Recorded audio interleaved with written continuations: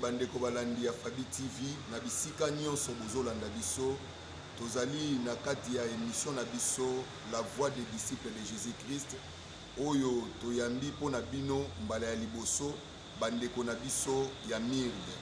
Mirde ezali lisanga moko ya basantu, ezali lisanga moko ya basali ya Nzambe nde basangani pona vision moko songolo.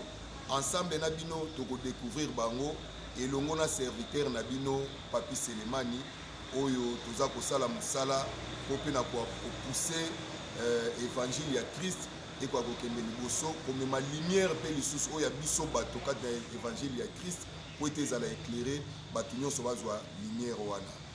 Mbote bandeko. Mbote papa Papi. Toyambi bino na plateau na biso ya Fabi TV.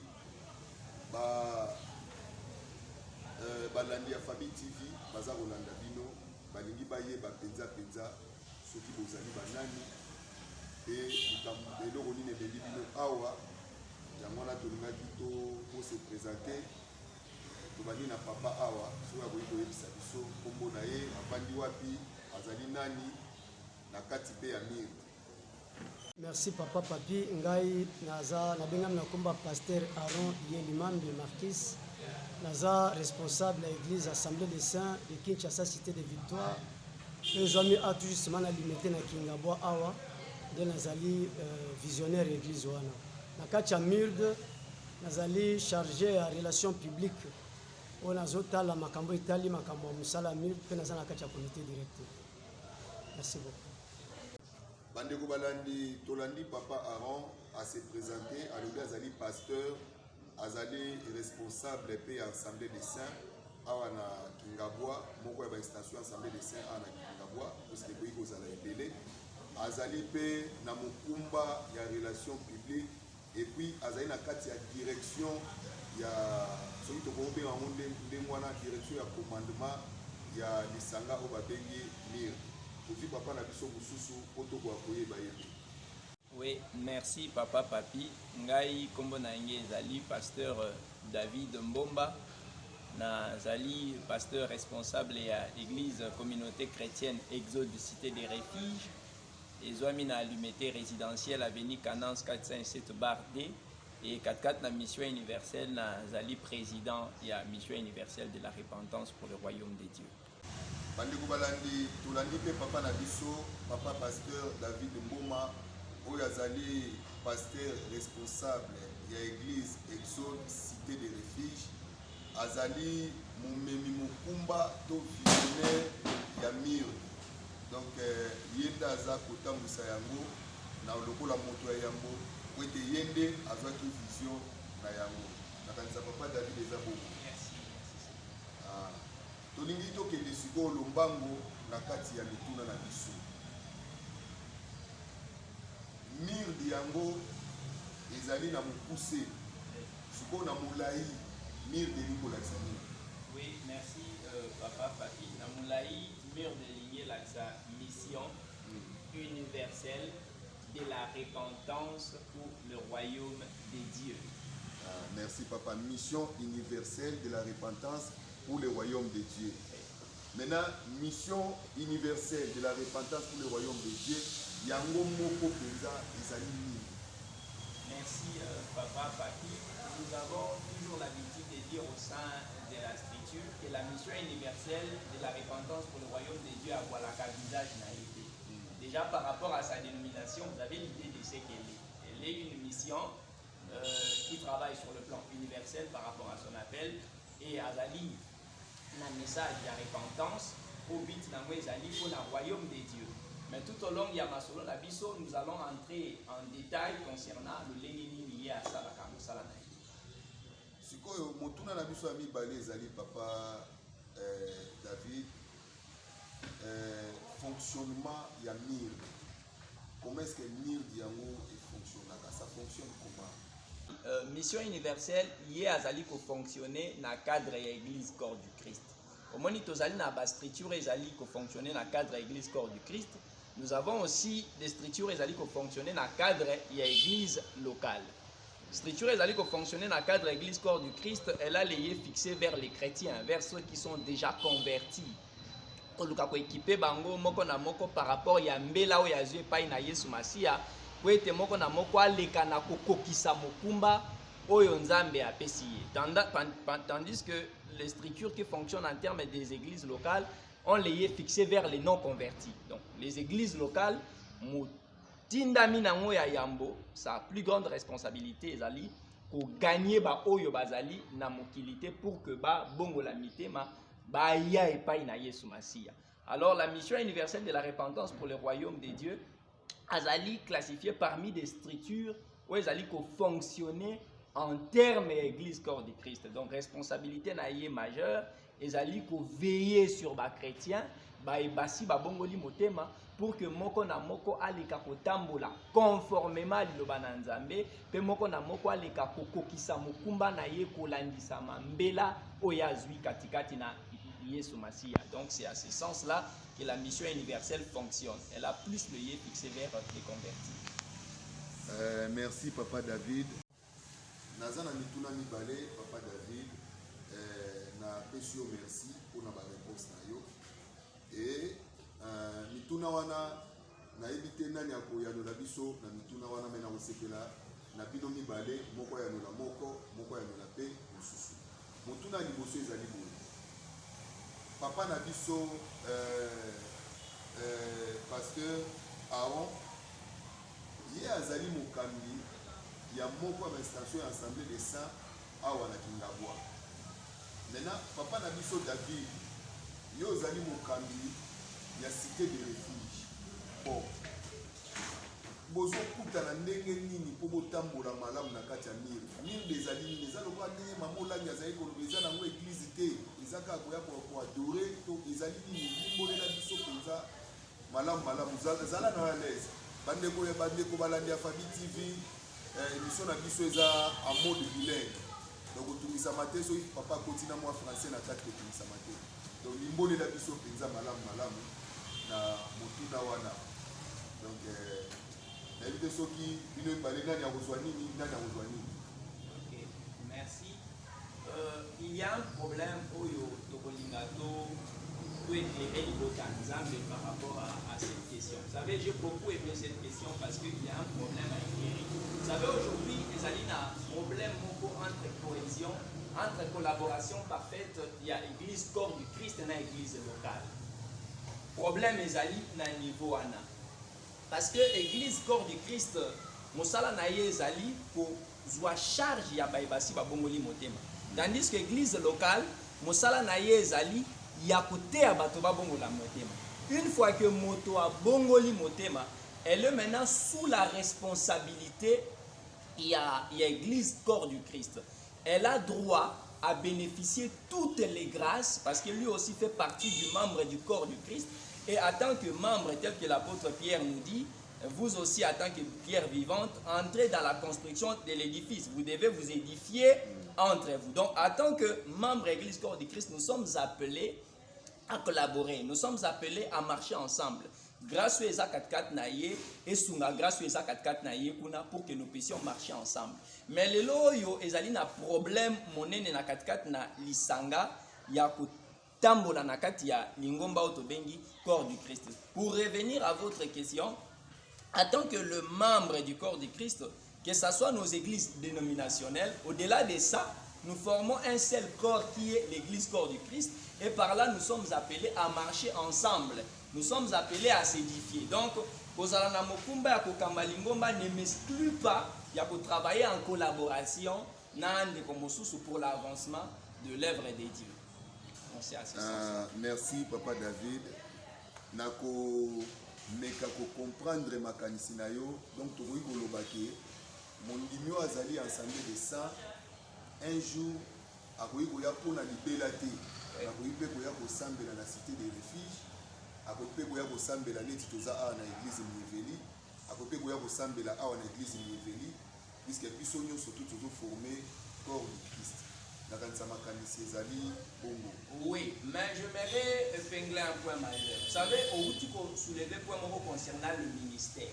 On est parmi les structures et ça pour fonctionner dans le cadre de l'église corps du Christ, nous avons des ministères, nous avons des centres de formation des serviteurs, nous avons des missions telles que le nôtre, mais le problème là-dessus, c'est une parfaite collaboration. Comment travailler? Nous sommes parmi les structures qui fonctionnent en termes de l'Église corps du Christ. Qu'est-ce que vous allez remarquer par rapport à notre manière de travailler? Voilà qu'un visage n'a pas sauté. Nous travaillons en collaboration parfaite avec des églises locales. Donc, lorsque nous allons entamer une partie de la mission universelle, nous allons parler sur nos visions et nos branches. Nous travaillons en collaboration avec des églises locales. Nakati na biso toza peut-être une activité musuya ba mama qui concerne le maman, qui concerne les jeunes. Cette activité wana ezali tokoya vers le pasteur de l'église. Tokopesa ba invitation na biso na balabala te, tokokabolango dans la rue te. Tomoni jeune garçon moka telemi ben jeune frère non tomoni osambelaka, ça c'est du désordre. Nous allons venir vers les églises parce que ce sont les églises qui sont nos membres directs, les églises locales. Bangonde baza ba partenaire na biso direct tokoya vers bango tolobi pasteur. Voilà, nous avons une conférence pour des jeunes, nous avons une conférence pour le ministre des dieux, nous avons une conférence pour des mamans pour remettre invitation et pas y a pasteur. Et dans les cas il y a coédifié libota nzambe tel que bandimo bazali ko sambele pas y a pasteur Aaron baya ko sangana na biso na communauté chrétienne Exode, cité des refuges, à ces cas-là, ça ne pose pas un problème. Mais Esengeli na yangwe salema, conformément à l'Ilobananzambe, par rapport à la collaboration, wana et gêner moninga mususute. Donc, au côté ça désordre était 4-4 na disanga moninga musu azali ko tambisa. Donc, c'est à ce sens-là. Mais pour l'avancement et la croissance de l'église corps du Christ, bampate bazalaka episote. En tant que pasteur, nous devons être au courant d'une chose que Christ. Ils sont membres de l'église corps du Christ tel que nous. Alors, ils sont appelés aussi à bénéficier, tel que moi. Je suis pasteur d'une église locale, fonction pastorale, mais du ministère, je suis docteur. Alors, si je me permets peut-être de prêcher l'église pendant 5 ans, que moi seul, vous allez remarquer que ces brebis-là deviendront des infirmes sur le plan spirituel. Comment ils deviendront des infirmes? Parce qu'ils auront à bénéficier que d'un seul ministère. Or, pour que l'église de Jésus-Christ puisse bénéficier de la nourriture spirituelle, et c'est un ministère nion fait ça la moussala. Donc, pasteur, ayapegotea, évangéliste, ayapegotea, docteur, ayapegotea, pour permettre à la croissance de l'église corps du Christ. Donc, nous sommes appelés de tous les côtés de travailler à une parfaite collaboration, mais cela doit être conformément à la parole de Dieu et sans pourtant gêner l'autre. Merci, pasteur David. Na oza penza clair na maloba na yo. Et moi, j'ai aimé ce que vous avez dit, surtout à ce qui concerne l'handicap des fidèles. Puisqu'une église qui est conduite par un prophète, va bénéficier quand la grâce ou un prophète, ils ne seront pas vraiment évangélisés. Nandenge ou évangéliste penza à côté ya bango. Maintenant, mutuna muso ezali boye. Pourquoi cette vision a été donnée? C'était pourquoi cette vision? Il y a Myrde. Vision n'est pas ça mi pona nini. Puisque lorsque Dieu donne une vision comme ça, il y a un mobile. Tina na ngo ezali. Objectif moko ezali. Tozana na objectif té. Tozana pourquoi vision n'est pas samaki, pe samaki pas inayo. Cette question, je l'aime beaucoup par rapport à vision et à mission universelle, problématique, nango but, nango ezali, nini, pourquoi cette vision. En fait, mission universelle, objectif majeur na ezali, de réunir l'église corps du Christ autour de la sainte doctrine. Au moins, il y a un verset phare, il y a mission universelle, les alaka. Éphésiens chapitre 4, verset 9 à 16, là où la Bible parle de ministère. La Bible explique que le ministère a été donné pour l'édification de l'église et pour la perfectionnement des saints. Et vous allez remarquer qu'aujourd'hui, nous avons beaucoup de ministres de Dieu, mais l'église de Jésus-Christ n'aille pas à la perfectionnement. Nous restons toujours des brebis emportés de toute vent des doctrines, bien qu'il y a plusieurs ministères emportés par la tromperie des hommes et par leur séduction. Alors, la vision majeure du mission universelle, les amis, pour ramener l'église corps du Christ, pour ramener le ministre de Dieu autour de la sainte doctrine. Quelle est la doctrine de Jésus-Christ? Qu'est-ce que Jésus-Christ nous a laissé comme une responsabilité? Et prêchons ensemble la vérité évangélique et la doctrine apostolique pour amener le peuple de Dieu à la perfection. Merci Papa David. Nabolanda yo koloba, eli koloba ke MIRD et coopérera beaucoup plus avec des leaders dans des églises ou des pasteurs dans des églises, mais MIRD et coopérera directement dans la fidélité. Et surtout que yo mokoza na ministère, il y a docteur ou ezali ministère oyo na ndenge toyebeli yango ezaka beaucoup plus attaché na basali ya Nzambe côté ya basali ya Nzambe kozongisa basali ya Nzambe na nzela. Donc coopérera beaucoup plus na basali ya Nzambe, c'est-à-dire pas vous, hein, MIRD et coopérera beaucoup plus na basali ya Nzambe que na ba fidèles. Maintenant la question est celle-ci. Est-ce que vous êtes accepté facilement, hein, lorsque vous frappez la porte chez les serviteurs de Dieu, les leaders d'aujourd'hui, qui se sont lancés dans les star systems? Oui. Est-ce qu'ils vous acceptent facilement, hein? Surtout que vous avez moins na âge, vous avez tout. Bien que vous parlez bien français, ainsi de suite, hein, vous êtes instruit, ainsi de suite. Est-ce qu'on vous reçoit facilement? Oui, merci par rapport à cette question. Mais nous avons un acteur sur terrain qui m'a accompagné. Donc c'est lui qui va répondre à cette question. C'est mon partenaire direct, c'est lui qui descend en collaboration directe avec les églises. Il peut parler réellement de cet effet, comment il trouve son partenariat avec les églises locales. Oui, merci Papa Papi. Moi je pense que MIRD Bazana Moussala Mounene, mais pour l'indisa, Moutuna Yotuni, est-ce que MIRD a collaboré avec un pasteur, n'a pas limité? Non. Parce que MIRD déjà lisanga ba pasteur, il y a des associations de pasteurs. Mais MIRD déjà lisanga ba pasteur, et ça lisanga ya ba église. Si on parle de l'église, on voit les responsables de cette église. Alors MIRD déjà lisanga ya ba église, et zo sangi sa ba église nyoso. Alors comme le pasteur oya kozala na motema ko sepela, ce qui t'expliquait vision et qui a sepelé nango a kosadere yemo côté, a kosadere na église na yemo mobimba. C'est ça un peu la mission. Tous en a pour la bandimika kati. Nous, tout comme ça pour la pasteur, mais tout ça pour toute l'église. Donc l'église est sangaya, pasteur na bandiminae. C'est ça la mission Zamba Pesibiso. Tous ça association va pasteur mais à l'église. C'est ça un peu pour répondre à votre question. Donc merci Papa Aaron, mais question nangé zalagi penza boy. Vous frappez la porte dans des églises, parce que c'est l'ensemble des églises, hein?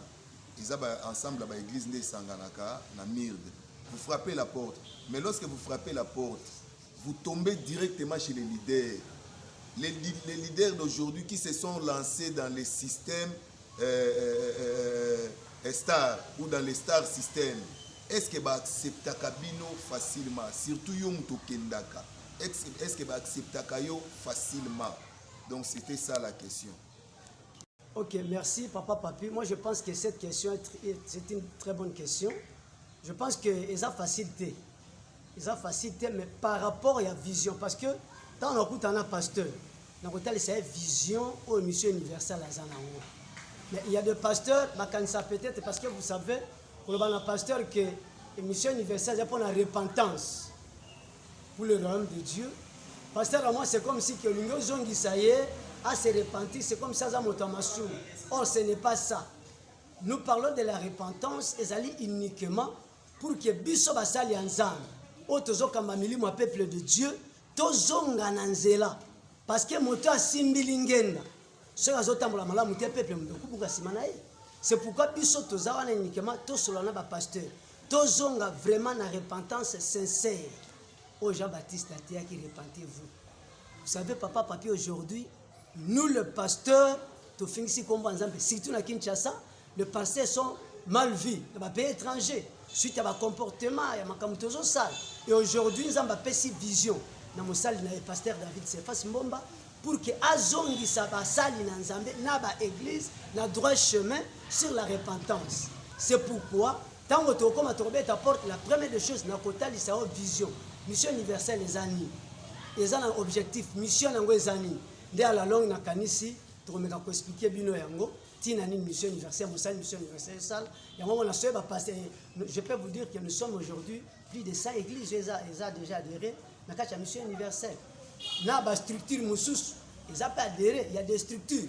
Ils ont associé plus de 30 églises, plus de 60, ça adhéré déjà, ça au et au fur et à mesure que tous tambola musala cité parce que tous ana musala mune tous sala on les a universel tous quoi kana Congo tous quoi partout dans le monde parce qu'il faut comme musica c'est ça un peu notre mission. Merci papa Aaron na la réponse na yo. Vous avez parlé d'une mission. Papa David a parlé d'une mission. Vous aussi vous avez parlé d'une mission. Vous avez dit même que cette mission ira jusqu'à l'extrémité du monde. Parce que c'est lorsque Dieu donne une mission, c'est comme ça. Mais vous avez déjà implanté dans combien de villes, dans combien de pays. Et puis, dans le papa Aaron, après ça, il va coordonner Yamir. Ce qui nous valide à s'adhérer à l'andabino dans l'adresse mini.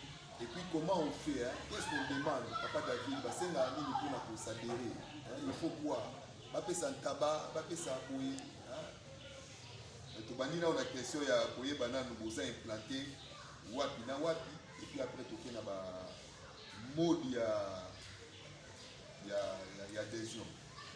Ok, merci papa. Je pense que Mission Universelle a un siège naïf. Un siège naïf, ils habitent tout juste à la communauté, à Kingabois. Ils ont venu Makula. Venu Makula, tout juste ceux qui au côté vers Point Chaud. Qui dit Makula pour l'église à Liloba. Vraiment l'église va rassembler les saints Isawana. Il est placé siège de Mission Isaïe. Pour le moment, mais nous allons chercher aussi la place pour la déplacer. Parce que tous les gens ont le débit, tous les travaillent dans le débit, mais à la longue, il faut trouver ma place pour permettre de continuer sur les choses facilement. On a un grand travail à faire. C'est pourquoi tous les gens pour le moment à venir à Kula, des places dans le débit. Alors, nous devons pousser dans le Sika, où il y a un espace à la lampe, pour que tous les gens facilement parce que tous les gens ont le salle. Donc je pense que tous les gens ont au Moutunia sur le village de Abisso, tu appelles le numéro de téléphone, je pense que le président peut faire un numéro parce qu'il va te bien là, quand va passer le souvent Bissango, va bien Abisso chaque fois, il va se coordonner par le responsable de Abisso Zali Pasteur David. Bon, papa David a voulu vous enchaîner. Oui. Papa Papi, j'espère que Papa Aaron, les techniciens sur terrain, a essayé un peu de nous parler sur plusieurs choses. En réalité, ce que je m'aimerais ajouter pour être membre du Mission Universelle, nous sommes une structure qui fonctionne en termes de l'Église corps du Christ, voilà qu'à visage n'a sauté. Vous dire, ce qui est nécessaire d'abord, c'est d'être une église, ou soit une plateforme de pasteurs, ou soit un groupe de prière, ou soit à part un groupe de prière, des orchestres, donc des structures qui réunissent les gens. Prochainement, on va parler sur la mission. La mission est une mère. Donc, elle réunit tout mouvement où ils allaient au 5 sabbat, comme on a Yesu Massia. Si vous êtes présenté en qualité de pasteur d'une église, vous êtes facilement réussi auprès de nous. Mais sauf que par rapport, il y a élargissement Moussala.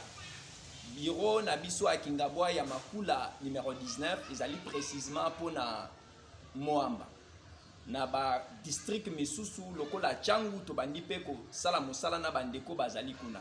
Et une fois, Soko Bengi Biso, na numéro na Kopesa Bino, plus 243 090 58 73 344 090 58 73 344. Soko bengi biso, il n'y a pas plus grave que ça. Soko zamwa nanzambe, vous en appel nanzambe, vous allez facilement accueillir parmi nous. Pour ce qui concerne les conditions d'adhésion, tozali na condition mokoto tokosenga yo.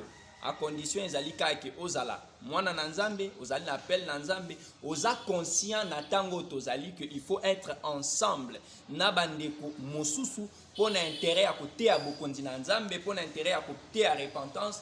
Vous êtes bienvenus au milieu de nous pour que nous puissions faire ce travail là ensemble. Balandi ya Fabi TV tozokoba tokomi penza na suka émission na biso. Nalingaki natuna motuna moko po soki yango ezangi ekozala malamu penza mingi te. Motuna na ngai ezali penza direct. Nani azofinancer bino? Oui, je pense que c'est une très bonne question. Hein. Vous savez, biso mission universelle tobimaka libanda le bananzambe te. Tozalaka toujours na kata le bananzambe. Si vous lisez Actes des Apôtres, la Bible dit ceci. Multitude yao Christo qui sont devenus des croyants, ils vivaient ensemble. À tel point que Moutabanda pour prétendre propriétaire Yababien et tout ce qu'ils en avaient, ils mettaient ça en commun. Et résultat, il y a qu'il n'y avait pas des indigents. Les autres utilisent la dernière partie, ce qu'on dit ça l'appel de forme, sans zambé, pour que les indigents passent à la tête. Mais modalité wana to chakango pendant la musalate. Donc tant que biso bana nzambe tozali kopesa epai na nzambe, répercussion na moi ezali que ezali directement kokota na musala na nzambe afin que les indigents passent à la tête. C'est pour dire tout simplement ndenge tozali awa. Tozali ko travail. C'est vrai que nous avons plusieurs structures sur le plan international où nous avons contact na bango, mais biso moko en tant que l'église, en tant que mission, to se renda responsable. Les lois églises ont souffert d'un problème et c'est tout simplement parce que tu limites chaque mettre en Dieu. Basunaka église, on nous montre bela basal dans nzambe bakoti na occultisme, makambo ebele parce que mettre en Dieu. Maintenant on dit sur mission universelle to se rendre compte que papa a sa force. Ngai na sa force. Soki likambo ezu papa a lingomba na ye. Ngai na bandeko mususu to yepe to sungier, c'est déjà une force. Donc pour le moment, nous sommes mobilisés entre nous, nous marchons ensemble, nous mettons tout en commun pour évoluer. Bon, papa David, nalinga ki tozala penza ba hypocrite te, tozala na clair. Puisque batu ya église balobaka boye, basali ya nzambe balobaka boye. L'évangélisation elle est gratuite, l'évangile pardon, elle est gratuite. Mais l'évangélisation elle est payante. Vous vous sentez capable s'il faut que ça la action moko na stade de martyrs, ton palais du peuple, ton sika moko baluango na mbongo ebele. Bozana posa ba partenaire te. Puisque batu bazolanda biso, balandi afabiti bazolanda biso na mokili mobimba. Ebele kati na bango bazabana ya nzambe, bakoluka ta musuko soutenir mirde. Et surtout que mirde ezolobela repentance. Pour repentance ne umima biso na lola. Bokozala na posa, to bozana posa ba partenaire te, to ba partenaire bozana bango esi ekoki to boni. Merci. Je pense que question nayo et Timoli Mokumba o tozali nango. Na bandi même papa Aaron qui est à côté de moi aussi ne manquera pas un mot à glisser là-dessus. Tozali biso moko tokokokate. Tant que tozali koloba libota nzambe encore c'est que ngolo eza katkat na yomba musunga na zana ngote. Yo nzamba koko pesa o misolo ye kuna pesi liloba. Alors misolo nzamba pesi esengeli na yo opesa yango pona liloba o nzamba chepa o kunesala musala. Tozali maboko poleli pona koyamba bato nyonso bazali na makoki ya kosunga biso pona intérêt ya message ya boko ya mbongwa na repentance pena royaume de Dieu kende liboso et papa on peut glisser un mot par rapport à ça. Oui, merci papa papi na banzi président le bima kambonyoso pona ni tete ko zana besoin mbongo. Oiti ko ba bikamoka mutu ya évangile est gratuit mais évangélisation c'est un bon. Pourquoi pas tout tendre mec na bato ba kosunga biso bazana possibilité. Donc tozo senga na bato ba moni ki ba kozana possibilité kosunga ko tia loboko na musalo tozana ngo munene nzamba pesi biso na kacha mokili. Pona kozongisa bato na papa sans repentance mokili ko bonga raté. Yango vision nzamba pesi mosali na ye to soutenir. Yango tozo pesa mbele na bande konyonso bazana ba possibilité. Ole ba bebisa makamususu batinda na musala ya nzambe. Pour que ce soit tout ça n'a pas ça papa parce que tout le temps on a ça. En tout cas, merci papa David, président Yamir. Merci papa Aaron, ou Yazalipe, pasteur à Moussali Nzambe, à Mukumba Ebele, comme papa David. Bandeko balandi ya Fabi TV, tokomi na suka ya émission na biso. Tolobelaki mir pona mokolo ya lelo, pe na kati na émission oyo tozala kolobelaka mir. Lelo ezalaika introduction. Komi tumisate na yebi kozana mituna. Ngai na sepelaka boye, soko ozana mituna, peu importe mboka yo zali, komela biso mituna na yo, komela biso adresse na yo, comme ça tokotanga ngo, tokopesa ngo na papa na biso, bakoyeba ndenge nini bakoyanola. Bapesi adresse, siège, ezaka ana Kingabwa, bapesi pe numéro ya téléphone et puis bapesi mode ya fonctionnement na bango. Bandeko balandi évangile ezaka gratuit mais évangélisation esengaka mbongo. Ba Pierre bateyaki de bouche à l'oreille. Lelo évangélisation esenga micro, esenga caméra, esenga biloko ebele.